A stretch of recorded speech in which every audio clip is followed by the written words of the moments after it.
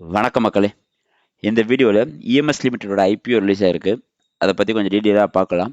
அப்புறம் இந்த கம்பெனியோட கொஞ்சம் பேக்ரவுண்ட், ஃப்யூச்சர் எப்படி இருக்கும், இதை ஐபிஓ அப்ளை பண்ணுறதுனால ப்ராஃபிட்டபுளாக இருக்குமா அப்படிங்கிறதையும் கொஞ்சம் டீட்டெயிலாக பார்ப்போம். அதோட ஜிஎம்பியும் பார்ப்போம்.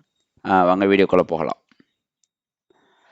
ஃபர்ஸ்ட் இஎம்எஸ் அப்படிங்கிறது என்னன்னு பார்த்தீங்கன்னா, அது வந்து ஒரு அந்த வாட்டர் மேனேஜ்மெண்ட்னு சொல்லலாம். உங்களுக்கு புரியுற மாதிரி சொல்லணும்னா கிட்டத்தட்ட அந்த தண்ணிக்கு சம்மந்தப்பட்ட ஒரு கம்பெனின்னு வச்சுக்கோங்களேன்.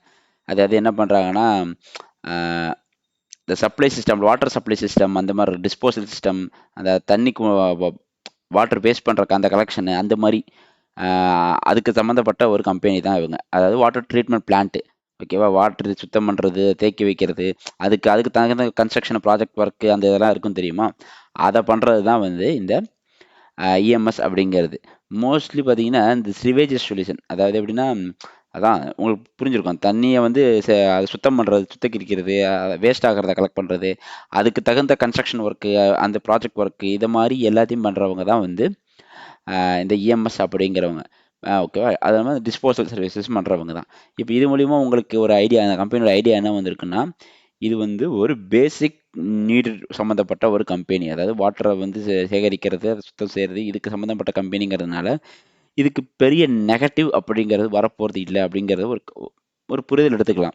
புரியுதா நான் என்ன சொல்ல வரேன்னா? ஏன்னா இதுக்கப்புறம் இன்னும் நம்ம வந்து ஈவன் இப்பயுமே நம்ம இன்னும் ஹைஜீனிக்காகவும் வாட்டர் ஓரியன்டாகவும் தான் போயிட்டுருக்கோம். வாட்டர் சேமிக்கிறது, சேஃப்டி, அப்படி இப்படின்னு தான் போயிட்டுருக்கோம். ஸோ இந்த கம்பெனி அதுக்கு சம்மந்தப்பட்ட கம்பெனி அப்படிங்கிறதுனால இதுக்கு வந்து பெரிய அளவு செட்பேக் இருக்க போகிறதே கிடையாது, ஓகேவா. அது இல்லாமல் இது இன்னும் டெவலப் ஆக போகிற கம்பெனி அப்படிங்கிற ஒரு பேசிக் ஐடியா உங்களுக்கு வந்திருக்கும். வாட்டருக்கு சப்ளை செயின், பைப் லைன் போடுறது, அதுக்கு சப்ளைக்கு இது பண்ணுறது, அதை வேஸ்டேஜ் ஆகாமல் பார்க்கறது, இந்த எல்லாத்தையுமே நான் சொல்கிறது, நீங்கள் சின்ன சின்ன விஷயத்தில் பைப்பு கீப்பு சின்னதாக வச்சுக்காதீங்க. பெரிய லெவலில் கன்ஸ்ட்ரக்ஷன், புரியுதா நான் சொல்ல வர்றது. கிட்டத்தட்ட டேம், அதுக்கு தகுந்த வாட்டர் மேனேஜ்மெண்ட் ஸ்கீமு, அந்த ஸ்கீமுக்கு ப்ரொவைட் பண்ணுறது, அந்த பிளான்ட்டு. ஸோ புரியுதா, அந்த வாட்டரை சுற்றி உள்ள அந்த பெரிய பெரிய டேம்லாம் இருக்கும்ல, அதுக்கெல்லாம் சம்மந்தப்பட்ட ஒரு கம்பெனி தான் இவங்க. இது இன்னும் இன்டெப்த்தாக போனால், பட் உங்களுக்கு இதில் ஒரு ஐடியா கிடைச்சிருக்கு என்னன்னா, இது வந்து ஒரு பேசிக் நீடுக்கு சம்மந்தப்பட்ட ஒரு கம்பெனி அப்படிங்கிறது.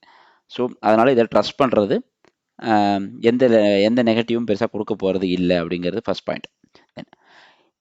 எதுக்காக இந்த ஐபிஓ வந்திருக்கு அப்படின்னு பார்த்தீங்கன்னா, மோஸ்ட் ப்ராபப்ளி எல்லாரும் மாதிரி தான் ஒரு கார்ப்பரேட் பர்பஸ்க்காகவும் கேபிட்டலை இன்க்ரீஸ் பண்ணணும் அப்படிங்கிற ஒரு நோக்கத்தில் தான் கொண்டு வந்திருக்காங்க. ஸோ இதுலேருந்து பெரிய நெகட்டிவ் எதுவும் இல்லை. அவங்களுக்கு பெரிய லெவலில் ஏதோ பெரிய லோனோ லாஸஸோ இருக்கு, அதை ரெக்கவர் பண்ணுறதுக்காக வந்திருக்கேன் அப்படிங்கிற மாதிரி எந்த ஒரு நெகட்டிவும் இல்லை. ரெண்டாவது ஒன்றுமே பாசிட்டிவாக தான் இருக்குது. மூணாவது, பிஇ ரேஷியோ, டிப்ட் ரேஷியோ தான் மோஸ்ட்லி நம்ம பார்ப்போம். அப்புறம் கேபிட்டல் பார்ப்போம். கேபிட்டலில் பார்த்தீங்கன்னா 1171 அப்படிங்கிறதுனால இது ஒரு நல்ல பெரிய கேபிட்டல், ஓகே. அதில் எந்த ஒரு டவுட்டுமே இல்லை. ஒரு 1100ங்கும் போது பெரிய கேபிட்டல். ரெண்டாவது பிஇ ரேஷியோ பார்த்தீங்கன்னா 10.78 அப்படிங்கிறது லாஸ்ன்னு சொல்லிட முடியாது, ஐ மீன் ரொம்ப நெகட்டிவ்னு சொல்லிட முடியாது, ஒரு பாசிட்டிவ்னு சொல்லிட முடியாது. கிட்டத்தட்ட ஒரு ஆவரேஜான இடத்துல இருக்குது, ஓகேவா. இந்த ப்ராஃபிட் விஷஸ், ஏன்னா இவங்கெல்லாம் இப்போலாம் டெவலப்பிங் கம்பெனிஸ் அப்படிங்கிறதுனால இவங்களோட ப்ராஃபிட் அந்த இதெல்லாம் வந்து பெரிய லெவலில் அவங்க சொல்ல மாட்டாங்க. ஐ மீன் அதை வந்து அந்தளவுக்கு அதை அவங்க வந்து ப்ராஃபிட்டை பெருசாக மைண்ட்லேயே வச்சிருக்க மாட்டாங்க. டெவலப்மெண்ட் அப்படிங்கிறதுக்கு வச்சுக்கனால 10.7ங்கிறது ஓரளவு குட் அப்படிங்கிறது தான் என்னோட கருத்து. அண்ட் டெப்ட் அண்ட் ஈக்விட்டி ரேஷியோவும் பெருசாக ஒன்றுமே இல்லை, அதில் நம்ம யோசிக்க வேண்டியதே இல்லை. 0.09ங்கிறது நீங்கள் அந்த ரேஷியோ பற்றி யோசிக்கவே தேவையில்லை. பெரிய லெவலில் உங்களுக்கு அதில் பெரிய நெகட்டிவ் செட்பேக்கும் இல்லை, ஓகே. பட் குட்டுன்னு சொல்லலை, நான் செமையாக மெயின்டைன் பண்ணிட்டு இருக்காங்க அப்படிங்கிறத சொல்லலை. பட் அவங்க அந்தளவுக்கு நம்ம நெகட்டிவாகவும் அந்தளவுக்கு எதுவுமே வைக்கல. ஸோ இண்டிகேட்டரை பொறுத்த வரைக்கும் எல்லாமே ஓரளவு ஓகேவாக தான் வச்சுருக்காங்க அப்படிங்கிறது தான். தென் ஃபினான்ஷியல் பெர்ஃபார்மன்ஸ் பார்ப்போம். 2021 பார்த்தீங்கன்னா அவங்களோட ரெவென்யூ வந்து கிட்டத்தட்ட 330 கோடி, அதில் 71 கோடி ப்ராஃபிட் எடுத்திருக்காங்க. அடுத்தது பார்த்தீங்கன்னா கிட்டத்தட்ட அதே லெவலில் தான் வந்து 363, அதில் 78 கோடி. கிட்டத்தட்ட அந்த 2 வருஷமும் ஒரே லெவலில் ப்ராஃபிட் தான் எடுத்திருக்காங்க, நெட் ப்ராஃபிட் தான் எடுத்திருக்காங்க. பட் இப்போ இந்த 2023 அப்படின்னு வரும்போது பார்த்தீங்கன்னா அவங்களோட நெட் இன்கம் வந்து பார்த்தீங்கன்னா 543 அப்படிங்கிற லெவலுக்கு கிட்டத்தட்ட ஒரு பாதி மடங்கு இன்க்ரீஸ் ஆகிருக்கு. கிட்டத்தட்ட 160 கோடி எக்ஸ்ட்ராவாக வந்து வந்திருக்கு.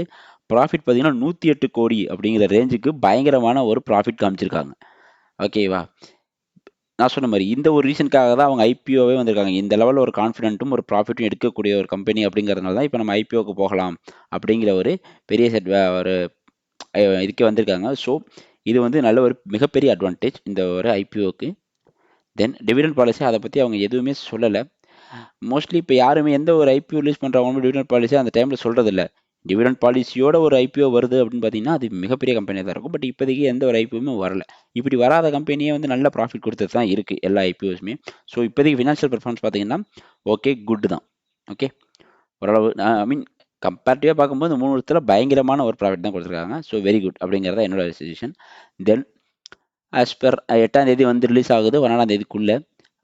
ப்ரைஸ் 200 211 அப்படிங்கும்போது அதோட லாட் 70 கிட்டத்தட்ட ஒரு 15,000 அந்த ரேஞ்சுக்கு வரும்னு நினைக்கிறேன். 14,000 15,000 ரேஞ்சுக்குள்ளே வரும்.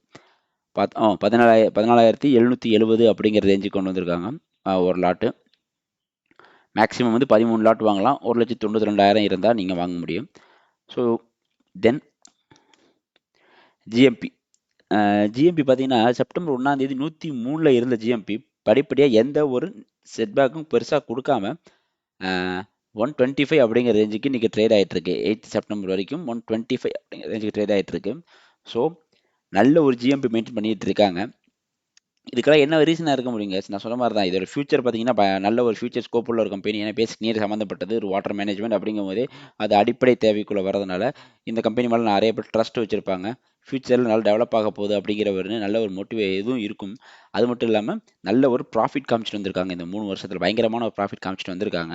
ஸோ இந்த மாதிரி பயங்கரமான ப்ராஃபிட் காமிக்கிற கம்பெனி எல்லாமே ஒரு நல்ல டிவிடெண்ட் பாலிசியோட தான் வருவாங்க. ஐபிஓ ஆரம்பிச்சதுக்கப்புறம் வருவாங்க அப்படிங்கிற நல்ல ஒரு கான்ஃபிடென்ட்டோடையும் இந்த ஜிஎம்பி இன்க்ரீஸ் ஆகிட்டே போயிட்டுருக்கு. ஸோ என்னோட டிசிஷன் அப்படின்னு பார்க்கும்போது நான் கண்டிப்பாக இந்த ஐபிஓக்கு அப்ளை பண்ணலாம் அப்படிங்கிற முடிவுக்கு வந்துட்டேன். ஏன்னா இதில் நல்ல ஃபியூச்சர் ஸ்கோப் இருக்குது ஃபர்ஸ்ட் பாயிண்ட். ரெண்டாவது நல்ல ப்ராஃபிட் காமிச்சிருக்காங்க 3 வருஷத்தில். ஜிஎம்பி சூப்பராக மெயின்டைன் ஆகிட்டு இருக்கு. இண்டிகேட்டர்ஸில் எந்த ஒரு நிறைய நெகட்டிவ்ஸ் எதுவுமே இல்லாததுனால இது ஒரு நல்ல ஐபிஓ அப்படிங்கிற டிசிஷன் நான் எடுத்திருக்கேன். உங்களோட அனாலிசிஸ் படி நீங்கள் எடுக்கலாமா வேணாமா அப்படிங்கிற முடிவை நீங்கள் எடுங்க. பட் இது என்னோட decision. Thank you case, thank you for வாட்சிங். நீங்கள் அப்ளை பண்ணுறீங்களா இல்லையாங்கிறத கமெண்ட்டில் சொல்லுங்கள். தேங்க்யூ கேஸ், தேங்க்யூ ஃபார் வாட்சிங்.